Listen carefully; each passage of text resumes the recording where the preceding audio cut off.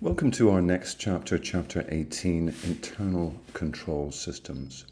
And this chapter leads nicely on to our next chapter, chapter 19, where we look at audit. Let's take a look at the key elements here, starting with some definitions. Internal management control. What do we mean by these terms? Well, first things first, when we think of internal management controls, we're simply talking about controls or perhaps checks implemented by directors over actions taken by all employees to increase the probability that established objectives and goals will be achieved. Let's break this down. That's a lot of information. Essentially, as you'll hear me say within chapter 19, the essence of internal controls and indeed internal management controls is to assist the directors in the running of the company, the effective and efficient running of the company. The bottom line is that goals and objectives need to be achieved, and those goals and objectives will more likely center on shareholder wealth maximization. Without a proper management control system, that's not going to happen. So what about drilling down from there in terms of an internal control? What exactly do we mean by that? Well, it says here a process, you might call it a check, designed to provide assurance, comfort, that the achieving the objectives relating to the operations, reporting, and compliance. So in essence, a little bit like I said up top, here we're talking about the management system. Here we're talking about the individual checks and controls. Brought together, we come into part 3, which is the system itself. These are the policies and procedures. That could be anything. For example, records, the list of checks adopted. So the choices made by the directors in relation to this whole area of internal control, the importance of internal control in the company achieving its objectives. Let's take a look at the next area here, elements. Now, the key point here, I've been asked this question by students many times, do we need to be an expert on the Turnbull Report? Do we need to memorize it in full? No, we don't. I mean, the Turnbull Report is used as a sort of a guideline here. So what does it say? Well, pretty straightforward. It suggests that a sound system, a sound control system, encompasses these areas, not just the policies and the processes and the tasks, but also the behaviors and other aspects of the company. Okay? So when taken together, in effect, again, a little bit of repetition from the above, effective and efficient operation, quality of reporting, both internal and external, certainly compliance with laws, regulations, and indeed internal policies. So really what we're saying is the Turnbull Report suggests that this is a comprehensive system, again, as mentioned, designed to assist in the effective and efficient running of the business. So outside of that, in order to achieve its objectives, what should this system do? Now, this is important to us. First things first, this word, embedded in the operations of the company and form part of its culture. Again, I've referred in several areas of the course so far to, I guess, the tone at the top, and really the embedding and indeed, in part, the whole area of culture and the link with culture here, stems from above. We can't have, let's say, the system being designed, implemented in isolation and not be a central part, an integrated part of the business's operation. It has to be embedded, set in glue. It also, in effect, needs to be able to adapt. We know that the business environment over the last 10, 20 years has changed rapidly, not just because of innovation, tech, etc., but a variety of different reasons. Business today is different. And business changes, the environment changes, so being able to deal with changes is important. Reporting is also important, whether or not it's in relation to a change in the environment, a change in a risk, procedures for reporting immediately. Moving on from there, in terms of importance, clearly, if we get it right, what's a good system going to do? Certainly it's going to help deal with the risks and indeed, improve the quality of risk awareness throughout the business. It's certainly going to provide information, or good quality information, in relation to the business's operations and indeed obviously compliance. And where there is an issue, it's going to outline procedures, whether that's reporting or some other form of action, to deal with underperforming areas. So this is what a solid system should do. And obviously, the larger the business, the more difficult that becomes. In terms of, problems, what are the outcomes of a potentially poor system? Just a variety of things. Think anything bad. Fines, penalties for non-compliance with law, claims against you, possibly involvement of tax officers, a tax audit, possible worst case scenario, the dissolution of the company. So really, in one sense, what we're saying is this system of internal controls is central to the business's success, its operation. If we have a poor or a very weak internal control system, the writing may well be on the wall in relation to this particular business. Now, in terms of risk management, we've mentioned this area several times. We're aware that in the main, when we think about risk in the context of the SBL exam, generally speaking, we're talking about downside. We're talking about things going wrong. So in terms of risk management, what's a good system when we think about the myriad of risks that a business will face, any business, whether or not it's large or small?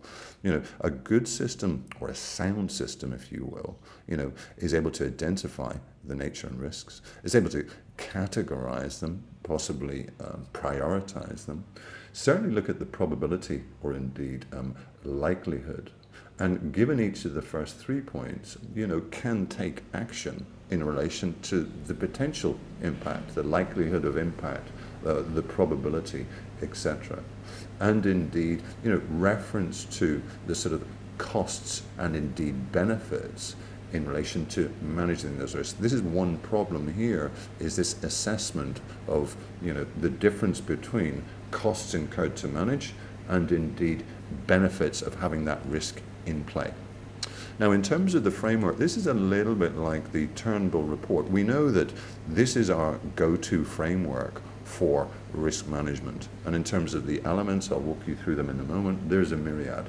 So the Committee of Sponsoring Organizations provides us with a core model. Now, in terms of the main elements to it, really sort of two-sided. And again, this is important. We're talking about the environment. So really we're talking about the company itself, and then outside of that, the procedures that are in play. What do we mean by the company itself? Well, everything in the context of control. The culture, remember we said, to some extent driven by above, tone at the top, involvement, participation, interest, pushing forward. The infrastructure, how the company is structured, organized. The architecture of controls, plus importantly, as just mentioned, the attitude, awareness, and indeed actions of management. So really this is sort of twofold. Now, in terms of the procedures, given that, obviously the procedures will be devised. The set of control procedures will be devised, established, and indeed operated. Now, in terms of the framework itself, there's quite a lot of information here. Let me take you through the diagram. 3 main parts on the basis that you followed through on my advice and looked carefully at each of the elements within the study hub and read carefully. 3 main elements here, as you will have seen. Really, we're talking about sort of, objectives along the top, obviously cascading down from strategic, or if you will, sort of corporate, broadly speaking. We're talking about the elements, within the internal control system itself. And indeed, we're talking about the organization. In other words, a focus on whatever we do, let's make sure that it's organization-wide, whether or not we're divisionally organized, whether or not it's foreign subsidiaries, et cetera, et cetera.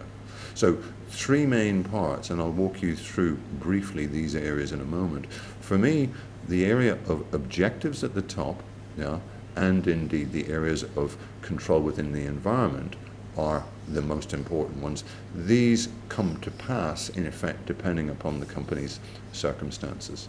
So let's take a quick look at the environment. What do we mean by that? Now, again, we've touched on this area already. Well, first things first, communication. Again, this is a repeated word in these areas, particularly for Chapter 18 and indeed for Chapter 19. Communication in one sense to enforce integrity and ethical values. In other words, it's got to come from the top. The tone at the top leads everything. You've got the wrong tone at the top, you're going to have the wrong tone cascading down. Certainly commitment to competence. We need to know what we're doing. We need the right people. We need to have the right chief internal auditor. We need to have the right people on the audit committee. We have to have commitment to knowing what we're doing and to being good at it. Outside of that, certainly we need to have participation with those charged with governance. Now, in the main, there are various parties within an organization charged with governance, but in the main, we're really talking about the board of directors. So this swings back to number 2 and to some extent to number 1 as well. Okay, so that's the environment. When we think about objective setting, you remember that we saw at the top, objectives will flow from the strategic level downwards. One key point in relation to objective setting in this area is appetite.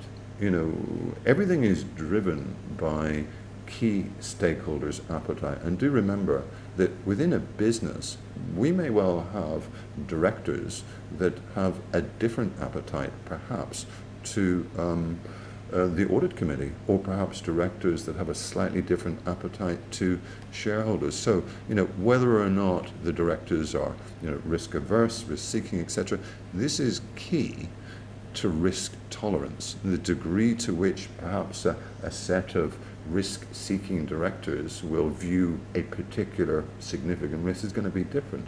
So this is an important area. Outside of that, in terms of identifying risks, there's various ways which directors can identify risks facing the business, and that's both downside and upside, or positive and negative. One of the key ways, obviously, is our environmental scanning tool, PESTEL, or PEST, if you will. We know that this particular model is a go-to model in an overall strategic analysis, so where we're looking to analyze a company and indeed its immediate environment, we would be wheeling out this particular tool. This is the go-to tool. There's other ways to do it, but this certainly is the go-to tool. We're looking at factors under the key headings of PESTEL that may impact in a positive way, or more likely a negative way, on the business. Next key area is really assessment. And, with any risk, we'll know from our past studies that we're really looking at two sides. We're looking at the likelihood, if you will, or probability, and we're looking at the impact. Really we need to estimate and note the difference between risks, or risk generally, and indeed uncertainty. Remember that with risk, we have the opportunity to quantify because we can gauge likelihood or probability. With uncertainty, that's much, much more difficult because it's more difficult to quantify. So we'd be using techniques such as, scenario planning, possibly sensitivity analysis, etc. So in terms of identifying events, clearly one key tool is risk mapping risks on our grid. Outside of that, let's just say that we have done our work, we have established our objectives, risk appetite, etc. We've identified a series of risks, we've mapped them. The response concerns, obviously, how we deal with them. In other words, how do we respond to the risks? How do we respond to these 10 risks, all of which have varying degrees, we think, of probability, or likelihood, if you will, and indeed impact, let's say negative or indeed positive. Now, this area is important to us because I think this is a great little mnemonic to assist in a question. In other words, we're really talking about activities, PIPSA. Now, in terms of, activities, these are all fairly straightforward. What sort of activities, control activities, can we put in play? Reviewing performance, tight information and processing, physical controls, a lock on the door, a lock on the safe. This is a key one, segregation of duties, making sure that we segregate key functions, and indeed, over and above that, obviously, authorization of particular jobs, tasks, etc. Let's try and remember this. This is a useful thing. I've seen this come up in questions several times as being a useful little format. What activities should we employ under what headings? In terms of information, as we'll appreciate, certainly, the qualities of good information are what we list here. Information is key, and we've seen up top across the board that communication, as we'll see down below, is also key, but it's got to be the right type of information. Now, there's nothing unusual in this list for me. It's certainly got to be appropriate to the user, and indeed, not include areas that are completely irrelevant. Outside of that, timeliness is important. We've seen elsewhere the need for immediate action, particularly where something is an absolute priority. That links to being up to date. Avoiding missing information, and indeed avoiding too much information, as I've mentioned up top. Outside of that, ideally free from error, although it's often difficult to gauge that, and indeed accessible. So really what we're talking about is, areas that you will have seen in your previous studies as to the type and quality of information that we need in this particular area. In terms of communication, again, this is a common theme. But note here, when we talk about communication in this area, we're talking about everything. Every form of communication. It could be a meeting. It could be a manual, a document. It could be an email. Ideally, we're talking about oral and visual communications, and therefore the actions, e.g., a discipline procedure, it's got to be bulletproof, clear, and indeed transparent. Moving from there, monitoring. We're sort of coming through the flow, really, aren't we? Here, we've gone from the sort of the establishment of the risks, objectives, etc., prioritize, engaging, mapping, through to activities, and then from there to monitoring. We're talking about a system that should be regularly monitored. We can't simply set up an internal control system in an organization and then just leave it be. It has to be regularly monitored and updated. As we've said elsewhere, the business environment, the environment that surrounds any business, changes rapidly in this modern environment. Outside of that, other key points here, certainly an understanding of the business objective and indeed how that might change and how that might impact upon controls. An assessment of the objectives as mentioned up top, and indeed the controls links to those. There's certainly looking at monitoring the design of the system, the effectiveness of control, and if need be, if we identify something that is perhaps different to what it was 6 months ago, 9 months ago, taking some sort of action, some sort of corrective action to allow for, note, emerging risks, i.e. risks that we didn't see 6 months ago, 9 months ago, etc. Okay? This will be the final section, and then we'll move on in part 2. So when we think about the assessment of the control environment, what does Turnbull and indeed COSO suggest? Certainly effective monitoring, as just mentioned, is important. We can't just set it up and indeed leave it.